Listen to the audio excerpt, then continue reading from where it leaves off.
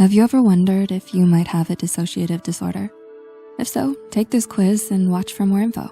Before we get started, we made this quiz to help you out. Choose whichever answer closely relates to you.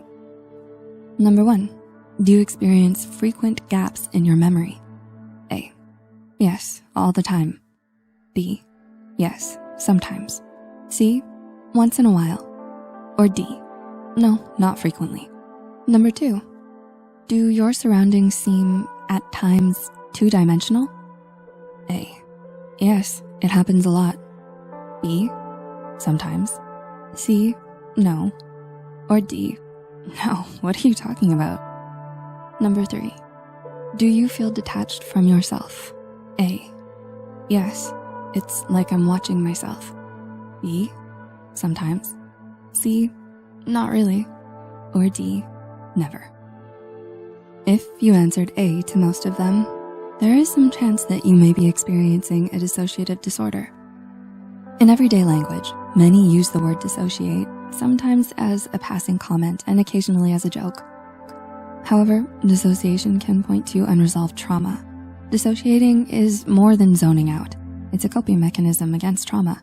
And in the long run, it affects your thoughts, emotional state, memories, and even your sense of identity. Although it is a helpful coping mechanism, frequent dissociative events make life difficult as they're disruptive to everyday life. So what are some types of dissociation? There are 3 types: dissociative identity disorder, dissociative amnesia, and depersonalization or derealization disorder. While each type has different symptoms, they share various traits, such as feeling detached. Detachment is a key sign of a dissociative disorder. You feel detached from others, your surroundings, and yourself. It's an easily recognizable trait for those who experience depersonalization or derealization. However, it takes self-awareness to realize that you are feeling distant from yourself. Take some time to check in and reconnect if you feel a bit removed from yourself. Another sign is a blurred sense of identity. Along with a feeling of detachment, you can also experience a sense of blurred identity, which may feel like you've distanced yourself from your core values or like you don't recognize yourself. If you feel this way, do things that will help bolster your sense of self. Explore some things that you may have stopped doing. Do things authentically, and always reach out to a therapist if you need help. The next sign is memory gaps. A common sign of dissociation is having memory gaps. Memory gaps are not due to external factors or medications, but occur without any easily recognizable trigger.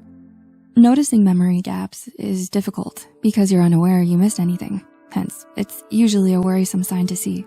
A great way to become more aware of potential memory gaps is by journaling. Keep a journal of everything you plan to do that day or week. The next sign is an inability to cope with stress. Dissociation is a response to stressful situations. A clear way to recognize dissociation early is by measuring your stress tolerance. If you notice that stress affects you more than usual, your brain may resort to dissociation to cope. Clear signs of an inability to cope with stress include irritability, hypersensitivity, and persistent fatigue. If you are overwhelmed with stress, take a step back and do less. It's easy to get overwhelmed by pressing tasks, but sometimes in order to do more, it's best to start small.